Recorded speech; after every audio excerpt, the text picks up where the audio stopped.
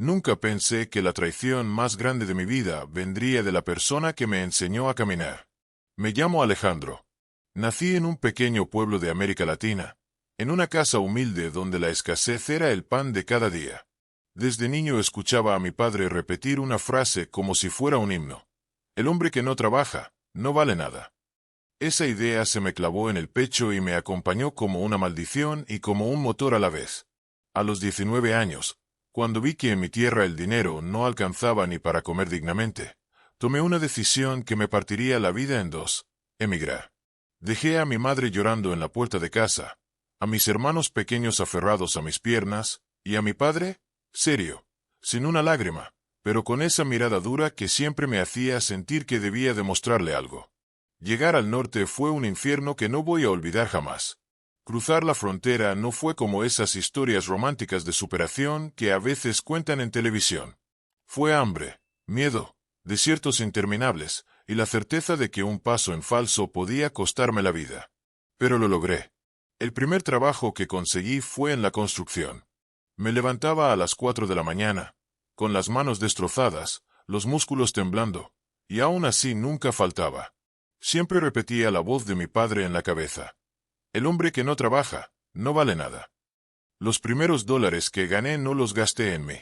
Mandé casi todo de vuelta a casa. Recuerdo la primera llamada. Papá, ya mandé el dinero. Bien, hijo. Aquí hace falta. Tú preocúpate por trabajar duro. Ni un gracias. Ni un cuídate. Solo órdenes. Pero yo lo aceptaba, porque en mi mente seguía pensando que un día lo iba a enorgullecer. Pasaron los años como un látigo sobre mi espalda. Nunca me casé. Nunca formé familia propia. Me dediqué a trabajar y enviar dinero. Fiestas, viajes, lujos, todo eso lo veía desde lejos, porque yo tenía otra misión: sostener a los míos. Mi madre siempre me llamaba a escondidas para agradecerme. Ale, si no fuera por vos, tus hermanos no habrían podido estudiar. Con tu ayuda tenemos comida en la mesa. Esas palabras eran la gasolina que me mantenía en pie. Pero la voz de mi padre seguía siendo fría, calculadora, como si yo le debiera algo. Los años se me fueron entre andamios, fábricas y turnos dobles. Mi cuerpo empezó a resentirse, dolores de espalda, manos agrietadas, noches sin dormir. Pero nunca dejé de mandar dinero. Era mi promesa, mi condena y mi esperanza. Una tarde de invierno, mientras trabajaba en un taller mecánico, recibí una llamada extraña de un número desconocido. Contesté con las manos engrasadas. Hola, ¿es usted Alejandro R.? Sí, soy yo. Le hablamos de inmigración. Necesitamos que se presente en nuestras oficinas lo antes posible. Sentí como el corazón me caía a los pies. El miedo que había enterrado durante 17 años despertó de golpe. Colgué y me quedé en silencio. Esa noche no pude dormir. Tenía papeles falsos, sí, pero nunca había tenido problemas graves. ¿Por qué ahora? ¿Por qué después de tantos años? A la mañana siguiente me llamó mi madre, llorando. Alejandro, fue tu papá. Él te denunció. Me quedé mudo. ¿Qué estás diciendo, mamá? Él fue a la oficina de inmigración. Les dio tu dirección.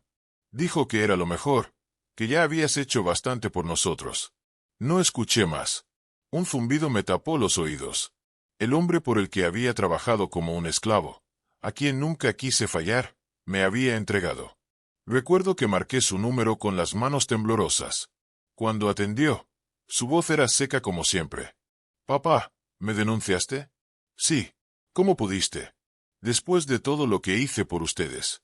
Alejandro, ya está. No puedes vivir escondido toda la vida. Además, aquí también necesitamos que vuelvas. Te necesitamos en el campo.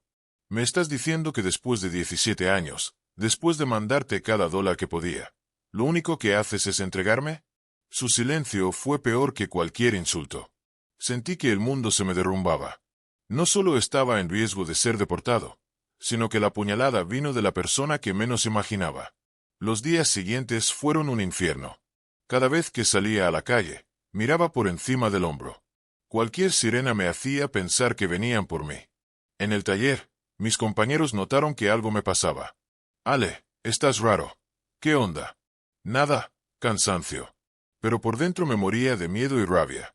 ¿Cómo explicarles que mi propio padre había decidido borrarme del mapa? En las noches, lloraba como un niño. Pensaba en todas las navidades que pasé solo, en todos los cumpleaños de mis hermanos que me perdí, en las veces que me quedé sin comer para mandar más dinero. ¿Y todo para qué? Para que al final mi padre me entregara. Con el tiempo entendí que tenía dos caminos: huir, esconderme más, cambiar de nombre, de ciudad, o enfrentar la realidad y prepararme para lo peor. Pero lo que más me dolía no era inmigración, ni el riesgo de ser deportado. Era la herida en el corazón. La traición de sangre. Nunca imaginé que mi padre, ese hombre al que traté de complacer toda la vida, sería quien firmara mi sentencia. Y lo peor es que, en el fondo, parte de mí todavía lo amaba, todavía quería entenderlo, todavía buscaba una explicación que quizá nunca llegaría. Esa fue la primera vez en 17 años que pensé en dejar de luchar. Y justo cuando estaba a punto de rendirme, recibí una visita inesperada que cambiaría el rumbo de mi historia. Golpearon la puerta de mi pequeño apartamento un martes por la tarde. El ruido seco me hizo saltar del sillón como si fueran agentes de inmigración, listos para llevarme. El corazón me latía tan fuerte que creí que se me iba a salir del pecho. Caminé despacio hasta la puerta, dudando si abrir o no. Cuando finalmente reuní valor, me encontré con una figura que me desarmó. Era mi hermano menor, Daniel. Ale, soy yo, no te asustes. Lo abracé con fuerza, como si al tocarlo me asegurara de que aún tenía un pedazo de mi familia que no me había dado la espalda. Hacía más de una década que no lo veía en persona. Había crecido, ya no era aquel muchachito al que yo había mandado dinero para sus útiles escolares. Ahora tenía barba rala, un aire cansado, y unos ojos que cargaban tanto dolor como los míos. ¿Cómo supiste dónde vivo? Le pregunté todavía con la paranoia ardiendo en mi piel. Mamá me dio tu dirección. No vengo a juzgarte ni a meterte miedo. Vengo porque tienes que saber la verdad. Lo hice pasar, aunque mis manos no dejaban de temblar. Puse agua a calentar, más como un ritual para tranquilizarme que por otra cosa. Daniel se sentó en la mesa y, por primera vez, vi que evitaba mirarme a los ojos. Alejandro, dijo en voz baja, papá no te denunció por lo que crees. No fue solo porque quisiera que regresaras. Me quedé helado. ¿Entonces por qué? Daniel respiró profundo, como si le costara sacar las palabras de adentro. Papá tiene deudas. Muchas. Con gente peligrosa. Él pensó que si te entregaba, si hacía que volvieras, podía librarse de esa carga. Dijo que contigo de regreso al campo, trabajando otra vez como antes, podrías ayudar a pagar. Como si fueras, no sé, una especie de moneda de cambio.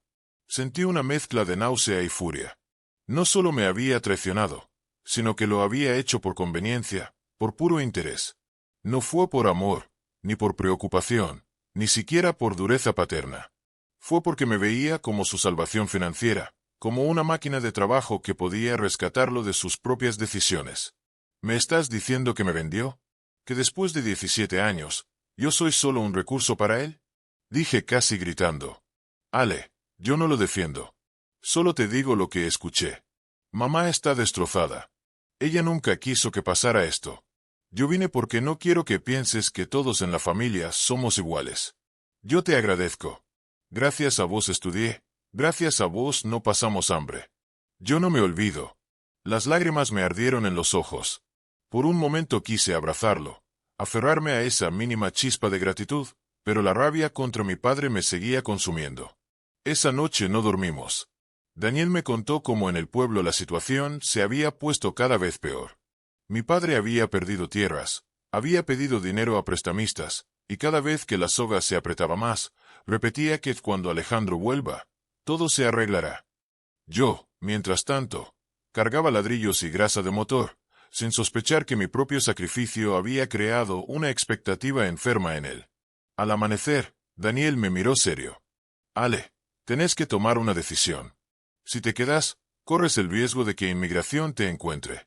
Si volvés, papá va a seguir viéndote como su solución. Y yo no quiero que termines siendo un esclavo otra vez. Lo miré, derrotado. ¿Qué querés que haga? Toda mi vida trabajé para ustedes. No sé hacer otra cosa. No tengo papeles, no tengo casa, no tengo nada. Lo único que tenía era la idea de que valía la pena, Porque algún día papá me diría estoy orgulloso de vos. Y ahora sé que nunca lo va a decir. Daniel bajó la cabeza. No te puedo dar respuestas, hermano. Pero sí puedo darte algo que nadie más en la familia te dio: lealtad.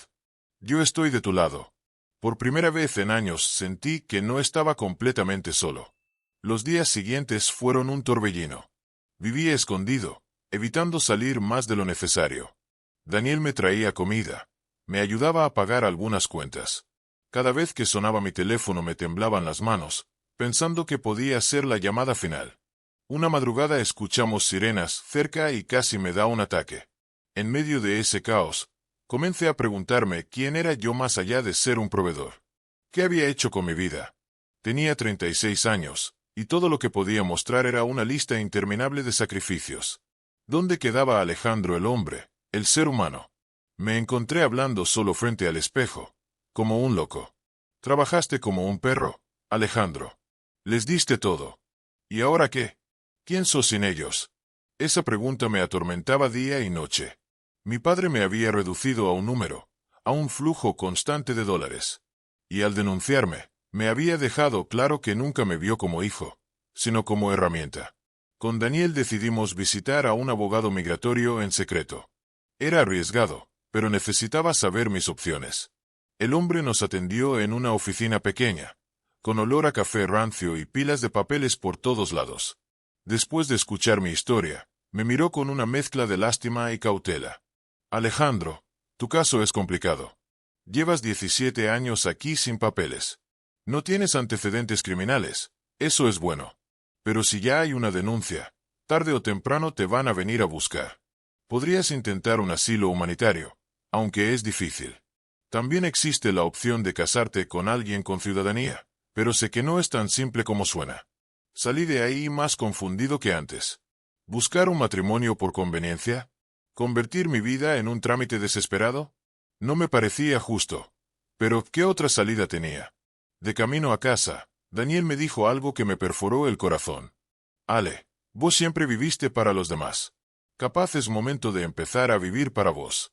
Esa frase me quedó resonando. ¿Cómo se vivía para uno mismo cuando toda la vida te entrenaron para dar? ¿Cómo se aprendía a pensar en uno cuando te convencieron de que tu valor dependía de lo que aportabas? Mientras tanto, mi madre me llamaba en secreto, llorando. Hijo, perdona a tu padre. Está cegado, no sabe lo que hace. Mamá, me arruinó la vida. No digas eso, todavía tienes tiempo. Pero yo no veía tiempo, veía un reloj de arena a punto de vaciarse. Una noche, después de una larga charla con Daniel, decidimos confrontar a mi padre. No podía seguir cargando con el veneno de su traición sin mirarlo a la cara. Así que planeamos viajar al pueblo en secreto, arriesgándome a cruzar fronteras internas. Fue una decisión irracional, lo sé, pero el odio y la necesidad de respuestas podían más que el miedo. El viaje fue un tormento. Cada control policial era una amenaza. Cada parada de autobús, un posible final. Pero logré llegar. Y cuando puse un pie en esa tierra que había dejado 17 años atrás, sentí un nudo en el estómago. Nada había cambiado. Las calles polvorientas, las casas humildes, el mismo aire de resignación. Al entrar en la vieja casa familiar, mi madre me abrazó con un llanto que parecía romperla en pedazos. Pero mi padre estaba ahí, sentado en la mesa, con la misma mirada dura de siempre. No se levantó, no me abrazó, no mostró emoción alguna. Así que viniste, dijo simplemente. Me hervía la sangre. Sí, vine. Vine a preguntarte por qué. Después de todo lo que hice, después de todo lo que di, ¿por qué me denunciaste?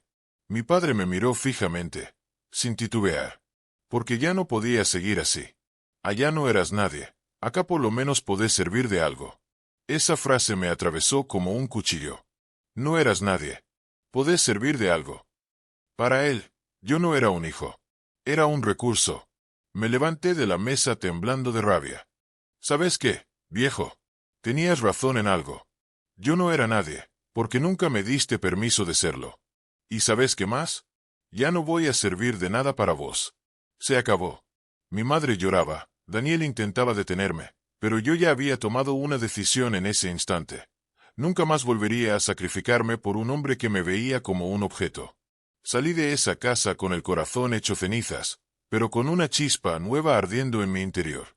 Por primera vez en 17 años, pensé que tal vez era momento de construir mi vida, no la de los demás. Lo que no sabía era que esa decisión iba a desencadenar una cadena de eventos que pondría mi destino en un riesgo aún mayor. Cuando salí de aquella casa, el aire del pueblo me golpeó en la cara como una bofetada. El mismo polvo, los mismos vecinos curiosos mirando desde las ventanas, el mismo olor a leña quemada en las cocinas, pero yo ya no era el mismo. Por dentro estaba hecho pedazos. Sentía que 17 años de mi vida se habían reducido a nada. Mi madre me gritaba desde la puerta, rogándome que no me fuera así, que intentara comprender. Pero yo ya no podía comprender nada. ¿Cómo entender que un padre entregara a su propio hijo? ¿Cómo asimilar que me veía como un recurso, como una herramienta para pagar sus deudas? Daniel corrió detrás de mí. Me alcanzó a unas cuadras y me agarró del brazo. Ale, cálmate. No podés irte así. No sabes lo que puede pasar. Lo miré con los ojos llenos de lágrimas y rabia. ¿No viste cómo me habló? Nunca fui su hijo. Fui su inversión. Y ahora quiere cobrarla. Daniel bajó la mirada. Lo sé. Pero no sos eso. No sos lo que él cree. Vos sos mucho más, hermano. Solo que nunca te diste la oportunidad de verlo. Nos sentamos en una piedra al borde del camino. El silencio del pueblo era insoportable. Recordaba las veces que había soñado con volver, con que me recibieran con orgullo, con que mi padre me abrazara y dijera, «Hijo, lo lograste». Y ahora entendía que ese sueño nunca iba a suceder. Esa noche, dormimos en la casa de un amigo de Daniel, porque yo no quería volver a ver la cara de mi padre. El hombre nos recibió con discreción, sabiendo que mi presencia era un riesgo. Me prestó una cama vieja en un cuarto pequeño. Me acosté mirando el techo de madera podrida y pensé en todo lo que había sacrificado. Mis años, mi juventud, mis ilusiones. De repente, me sentí vacío. ¿Quién era Alejandro sin su papel de proveedor? ¿Quién era sin ese envío mensual que me mantenía útil? Pasaron los días y la tensión crecía. Mi padre no decía nada, pero sabía que mi presencia en el pueblo lo incomodaba. Temía que en cualquier momento me entregara de nuevo, o que me empujara de alguna manera a quedarme a trabajar en sus deudas. Daniel insistía en que volviéramos al norte. Me decía que allí, aunque fuera escondido, yo tenía más oportunidades que en aquel lugar que ya no era mi hogar. Una tarde, mi madre me buscó en secreto. Me abrazó con desesperación, como si quisiera retenerme en sus brazos para siempre. Hijo, no lo juzgues demasiado. Tu padre siempre fue duro. No sabe demostrar amor. Pero en el fondo... No, mamá, la interrumpí. No busques justificarlo. No hay fondo que explique lo que hizo. No se denuncia a un hijo. Nunca asterisco. Ella se quebró en llanto. La vi envejecer de golpe, arrugada por el dolor. Y en ese momento entendí que yo no podía seguir cargando con la responsabilidad de sostener a todos. Que si seguía atado a esa cadena, iba a morir sin haber vivido un solo día para mí. Decidí regresar. Daniel y yo planeamos la salida con cuidado. El viaje de vuelta fue aún más pesado que la llegada. Cada vez que veía un uniforme me sudaban las manos. En mi cabeza, la voz de mi padre resonaba como un martillo. No eras nadie. Podés servir de algo. Esa frase se había tatuado en mi mente, y al mismo tiempo me impulsaba a demostrarle que se equivocaba. De nuevo en el norte, me encontré frente a un abismo. No podía volver a la rutina de siempre, trabajando sin papeles y con miedo constante. Algo tenía que cambiar. Una noche, mientras hablaba con Daniel en el apartamento, se me escapó una confesión que me sorprendió hasta a mí mismo. Quiero quedarme, pero quiero hacerlo bien. Quiero papeles, quiero un nombre limpio, quiero ser alguien. No para papá, para mí. Daniel me miró en silencio. Luego asintió. Entonces vamos a buscar cómo. No estás solo. Ese no estás solo fue como un salvavidas en medio del naufragio. Conseguí de nuevo la ayuda del abogado migratorio. Me habló de caminos difíciles, asilo, residencia, matrimonio, permisos laborales. Cada opción parecía una montaña imposible de escalar. Pero por primera vez me atreví a pensar en mí mismo, en mi derecho a existir sin cadenas. Los días se convirtieron en un torbellino de papeles, entrevistas, noches de insomnio. El miedo no desaparecía, pero algo nuevo empezó a crecer dentro de mí. Una chispa de esperanza. Me sorprendía imaginando un futuro propio. Tal vez algún día podría tener un hogar de verdad, una familia mía, algo que no dependiera de la aprobación de mi padre. Un viernes, mientras volvía del trabajo, encontré un sobre en mi buzón. No tenía remitente. Al abrirlo, me helé. Era una carta de mi padre. Sé que me odias, y tal vez tengas razón. Pero si vuelves a olvidarte de nosotros, recuerda que yo puedo hacer que te encuentren. No lo olvides. Las manos me temblaron. Era una amenaza directa. Sentí el estómago revuelto, como si me hubiera tragado veneno. Mi propio padre se había convertido en mi verdugo. No solo me había entregado una vez, sino que ahora me mantenía bajo su sombra como si todavía me controlara. Esa noche no pude contenerme. Grité, lloré, golpeé las paredes. Daniel me escuchaba desde la sala, impotente. Al final, entre lágrimas, le dije, no puedo más. No quiero seguir atado a él. Prefiero que me deporten a seguir siendo su esclavo desde la distancia. Daniel se acercó, me tomó del rostro y me dijo con una firmeza que nunca había visto en él. Entonces llegó la hora de romper con todo. Vas a hacer tu vida. Y si papá quiere ser tu enemigo, que lo sea. Yo voy a estar con vos, pase lo que pase. Esa fue la primera vez en mucho tiempo que sentí que alguien me elegía a mí, no al dinero que yo podía enviar. A partir de ese día, comencé a construir un plan secreto. Quería cortar todo lazo económico con mi padre. Quería empezar de cero, aunque eso significara enfrentar riesgos más grandes. El camino era incierto, pero por primera vez no estaba viviendo para complacer a alguien más, sino para rescatarme a mí mismo. Lo que no imaginaba era que esa decisión despertaría una furia en mi padre que pondría en peligro no solo mi libertad, sino también a quienes estaban de mi lado. La carta de mi padre me quemaba en las manos como si fuera fuego. Era corta, escrita con su letra firme y seca, pero cada palabra era una daga. Si vuelves a olvidarte de nosotros, recuerda que yo puedo hacer que te encuentren.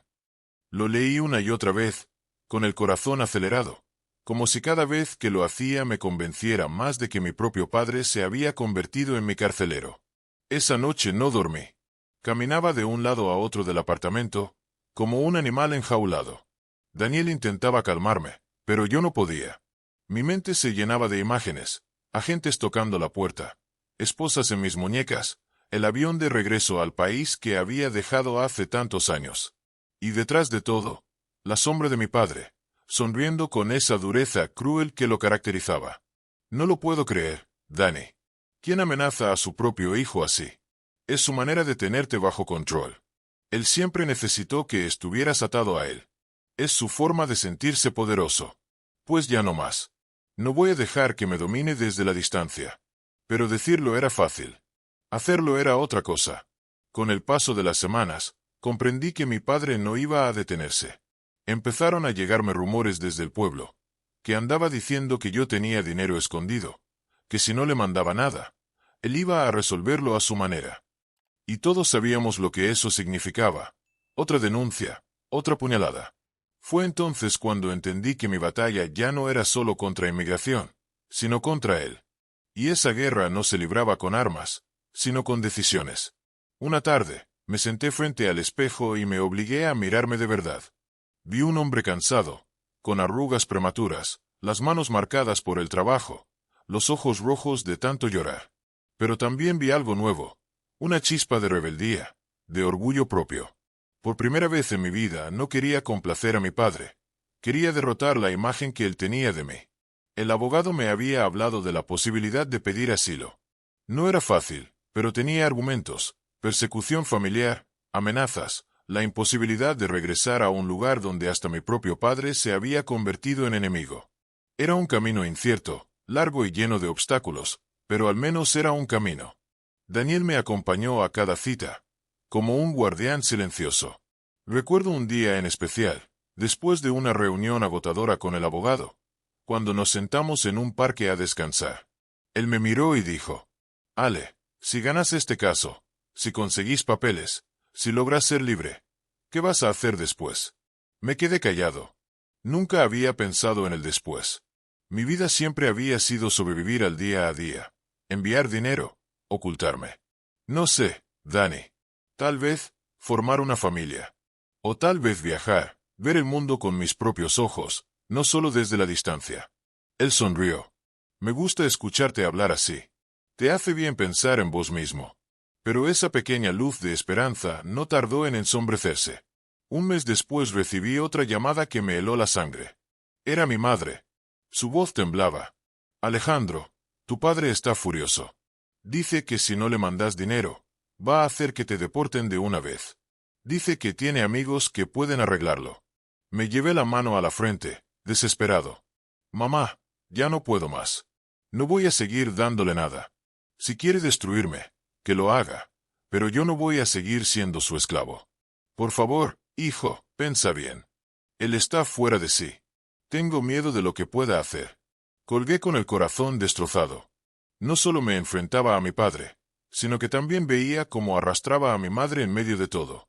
Esa noche, mientras hablaba con Daniel, llegamos a una conclusión dura. Mi padre no iba a detenerse hasta verme arrodillado.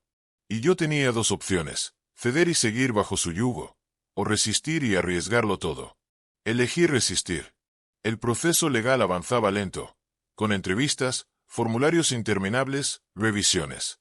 Cada paso era un recordatorio del filo en el que caminaba. Pero en mi interior algo había cambiado.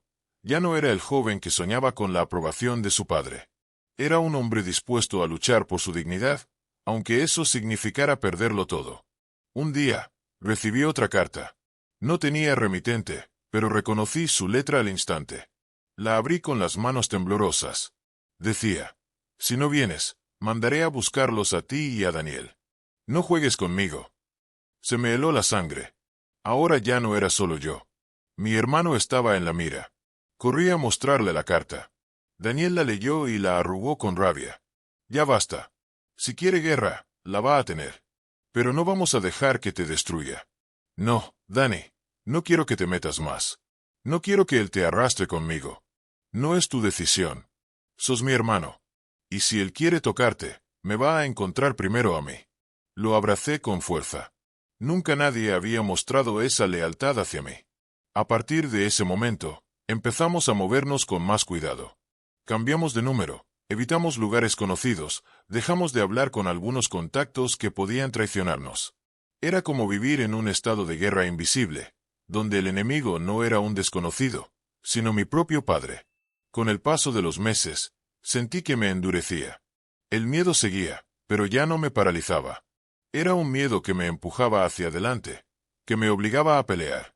Y en esa lucha empecé a descubrirme a mí mismo, a descubrir una fuerza que no sabía que tenía.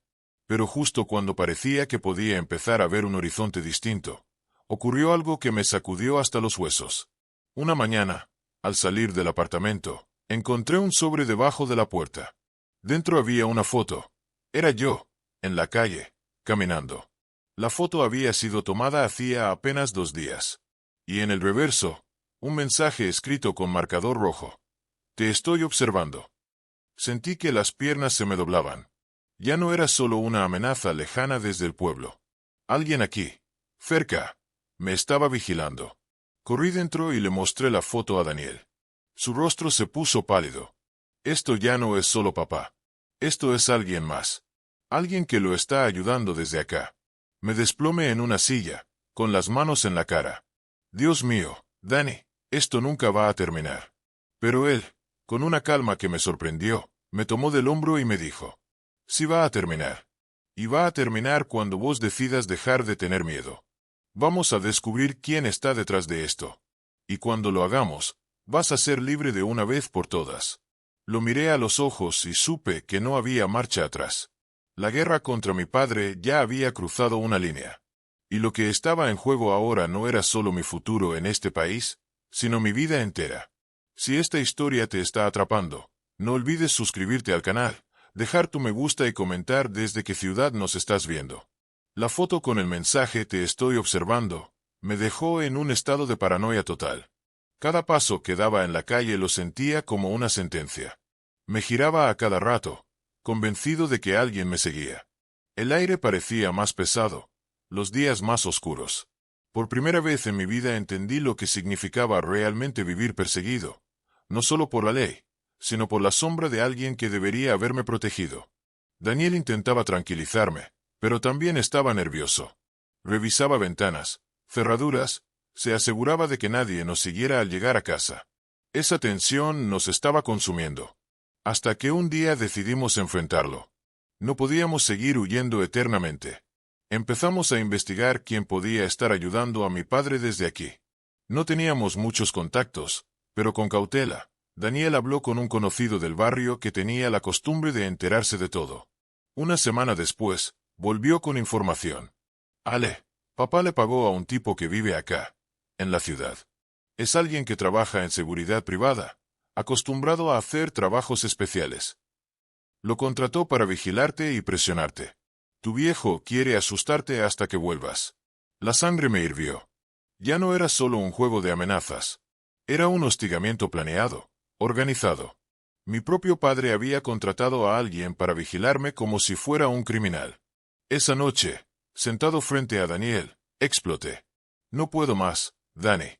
No voy a dejar que me siga arruinando. Si quiere destruirme, tendrá que mirarme a los ojos y hacerlo de frente. ¿Qué pensás hacer? Lo voy a enfrentar. No al tipo que me vigila, sino a él. Una vez más. Pero esta vez, va a escucharme. Daniel quiso detenerme, pero ya no había marcha atrás. Contactamos a mi madre en secreto. Le pedí que organizara un encuentro con mi padre, sin que él supiera que yo estaría presente. Ella dudó, lloró, me rogó que no lo hiciera. Pero al final aceptó. Sabía que yo necesitaba ese cierre, aunque fuera doloroso. El viaje al pueblo fue el más pesado de mi vida. Cada kilómetro era un recordatorio de todo lo que había perdido. Mi corazón latía como un tambor, pero dentro de mí había una determinación nueva. No me iría sin decirle todo lo que había callado durante años. Llegamos de noche. El silencio del pueblo me resultaba aún más extraño que el bullicio de la ciudad. Mi madre nos esperaba en la vieja casa. Estaba nerviosa, con los ojos hinchados de tanto llorar. Tu padre está en la mesa. No sabe que venís. Tengan cuidado. Entré con el corazón en la boca. Y ahí estaba él, sentado, con su semblante duro de siempre, como si el tiempo no lo hubiera tocado. Cuando me vio, sus ojos se abrieron apenas, pero no dijo nada. Yo avancé hasta quedar frente a él. Mis manos temblaban, pero mi voz salió firme. ¿Por qué? Le pregunté, con un nudo en la garganta. ¿Por qué me odias tanto? ¿Qué hice para que me entregaras? ¿Para que me persiguieras incluso a kilómetros de distancia? Asterisco. Él no se inmutó. No es odio. Es realidad. Eres mi hijo. Sí, pero no podías seguir escondido. Tenías que volver. Aquí también necesitamos de ti. Necesitan de mí, o de mi dinero. Le grité. Porque eso fue lo único que siempre quisiste. Te rompí la espalda 17 años. Te mandé cada centavo. Y aún así nunca fue suficiente. Y ahora, cuando por fin intentaba vivir para mí, me convertiste en tu enemigo. Me mandaste a vigilar, papá. Me convertiste en un prisionero de tu ambición, asterisco. Mi madre lloraba, suplicando que paráramos. Daniel me sostenía, como si temiera que me desmoronara. Pero yo seguí. ¿Sabes lo que lograste? Que te deje de ver como padre. Para mí ya no lo sos. Sos mi carcelero, mi verdugo. Y te juro que no voy a dejar que sigas controlando mi vida. Prefiero que me deporten, prefiero morir, antes que seguir siendo tu esclavo. Por primera vez en muchos años vi un destello en su mirada. No era arrepentimiento, tampoco amor. Era desconcierto. Tal vez nunca pensó que me atrevería a hablarle así. Tal vez nunca imaginó que el hijo obediente, el proveedor incansable, un día se rebelaría. Se quedó en silencio. Y ese silencio fue mi respuesta. Nunca iba a cambiar. Nunca iba a reconocer lo que me hizo. Me levanté, con las lágrimas corriéndome por la cara. Lo miré a los ojos por última vez. Adiós, viejo. Esta es la última vez que me ves. A partir de ahora, vivo para mí. Salí de la casa con el corazón hecho trizas, pero al mismo tiempo con una extraña sensación de liberación. Atrás quedaba el hombre al que intenté complacer toda mi vida, sin éxito. Delante de mí se abría un camino incierto, pero por primera vez era mío. Regresamos al norte. Continué con mi proceso legal. No fue fácil, entrevistas interminables, pruebas, esperas dolorosas. Pero cada vez que sentía que flaqueaba, recordaba esa última mirada de mi padre. Y me decía a mí mismo, no volveré a ser su esclavo. Pasaron meses. Un día, recibí una llamada del abogado. Contesté con el corazón en la boca. Alejandro, lo lograste. Te concedieron la residencia. Eres libre. Caí de rodillas en el suelo, llorando como un niño. Daniel me abrazó fuerte. Todo el peso de 17 años se derrumbó de golpe. Ya no tenía que vivir en las sombras. Ya no tenía que esconderme. Por fin podía empezar de nuevo. Y lo más importante, por fin entendí que mi valor no dependía de mi padre, ni del dinero que enviaba, ni del sacrificio constante. Mi valor estaba en mí, en la fuerza que me mantuvo de pie, en la capacidad de resistir incluso cuando el mundo entero parecía querer aplastarme. Hoy, mientras te cuento mi historia, no guardo odio. Sí, me duele haber sido traicionado por mi propio padre. Me duele saber que nunca voy a escuchar de sus labios un te quiero o un estoy orgulloso de vos. Pero también sé que gracias a ese dolor descubrí quién soy en realidad. Aprendí que a veces la sangre no garantiza amor, que la familia no siempre son los que llevan tu mismo apellido, sino quienes deciden estar contigo en la oscuridad. Para mí, mi verdadera familia fue mi madre, que a escondidas me dio aliento, y mi hermano Daniel, que nunca me soltó la mano. Hoy vivo con la frente en alto. Camino por las calles sin miedo, con papeles en el bolsillo y dignidad en el corazón. Y aunque las cicatrices de mi historia siempre me acompañarán, también me recuerdan que sobreviví, que no me quebré. Porque después de 17 años de trabajar como un perro, después de ser traicionado por la persona que más debía cuidarme, descubrí algo más grande que la traición. Descubrí la libertad de ser yo mismo. Si te gustó a esta historia, te invito a suscribirte al canal, dejar tu me gusta y contarme en los comentarios desde qué ciudad nos estás viendo. Hasta luego.